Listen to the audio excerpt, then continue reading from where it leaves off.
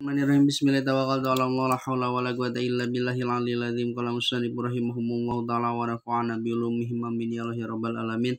Allahumma shalli ala sayyidina Muhammad wa ala sayyidina Muhammad la hadratin nabil mustafa Muhammad sallallahu alaihi wasallam wa ala alihi washabihi wa azwajihi wa dzurriyyatihi wal anbiya'i wa mursalin wa ulai waswadi wassalihin wa jam'il malaikatil muqarrabin wa khususan la rusyabil qori ajilani wa khususan la rusyidi Nabi Bakr wa Umar Utsman wa Ali radhiyallahu anhum wa khususan la ruhi Musnadul Kitab Sama Topik Syanawi Al-Bantani Al-Jawi Wusuli Mawfurri Silati wal mu'minina wal mu'minat wal muslimina wal muslimat al-ahya'i minhum wal amwat lahumul fatihah.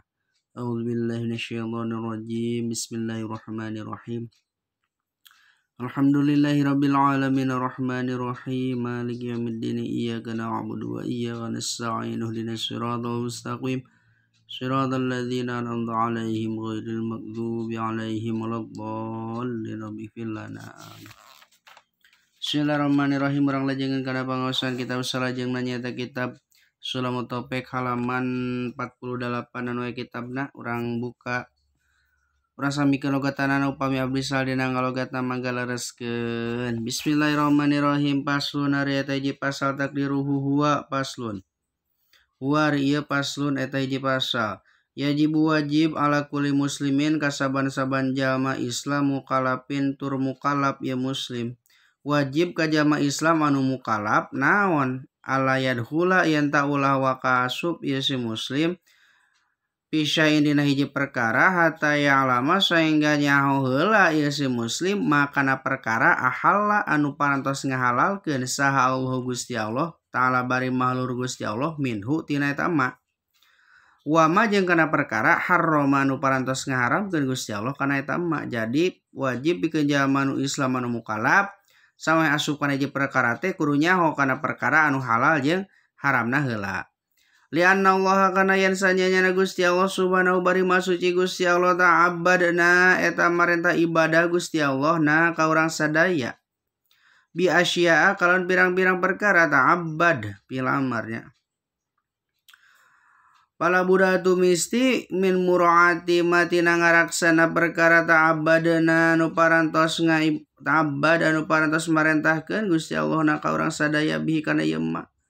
Wa qad halal jeung tetela parantos ngahalalkeun Gusti Allah al-bai'a kana jual beli atawa kana dagang.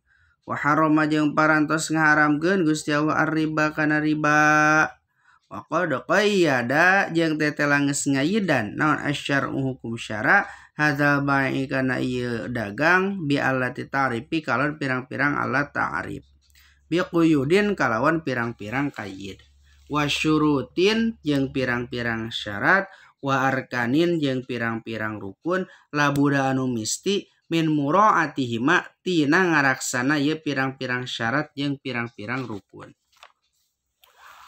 Pala mangka wajib man ka jalma aroda anu karep ieu si jalma al bai'a kana ngajual wasyara'a jeung kana meuli.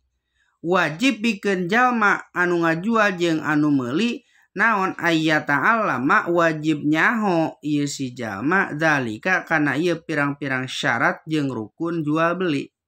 Wa ila jeung lamun mah teu nyaho itu si jalma kana syarat jeung rukun na jual beli akala mangka ngadahar itu si jalma ar-riba kana riba. Sya'a karep ieu si jalma am aba tawa embung ieu si jalma. Wa qad qala jeung tetela geus ngadawuh sa Rasulullah sallallahu alaihi wasallam kanjeng Rasul sallallahu alaihi wasallam atajiru ari pirang-pirang pedagang asuduku anu balener ieu pedagang yuhsyaru eta dikumpulkeun ieu pedagang yaumul qiyamati dina poe kiamah ma'asiddiqina sartana pirang-pirang jalma anu jalujur wasyuhada'i jeung pirang-pirang jalma anu maot syahid. Pedagang anu jalujur dikumpulkeun ku Gusti Allah dina poe kiamat jeung jalma-jalma anu balener jeung para siddiqin jeung para syuhada.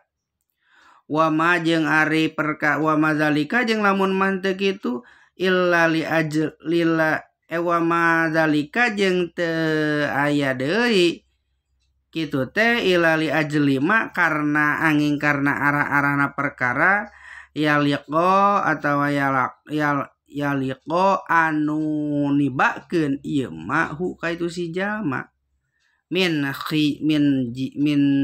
hidayati nafsi min hidayatin min jahidati nafsihi tina merangan nafsuna itu si jalma.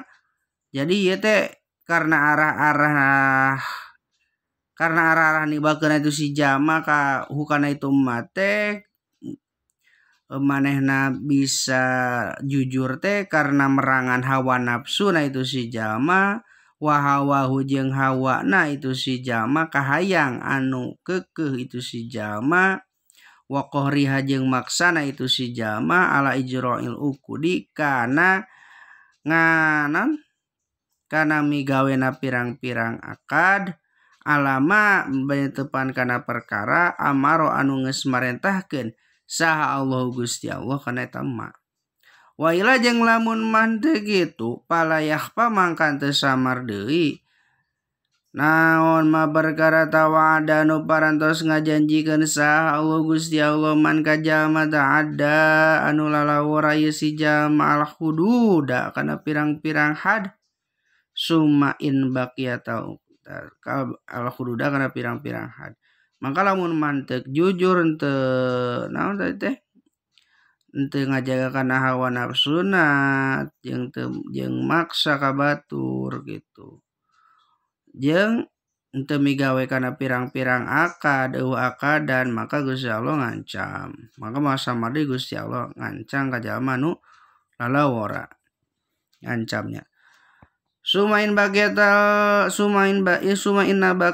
uqudi tulisannya nyana sakakarina pirang-pirang akad minal ijarati tina buktina akad ijaroh akad naon ijaroh teh nyewakeun wa qiradi jeung akad qirad bagi hasil warahni jeung akad rahni akad gade wa wakalati jeung akad wakalah akad ngawakilkeun wal wadi'ati jeung wakad wadi'ah titipan wal ariyati jeung lapan ariyah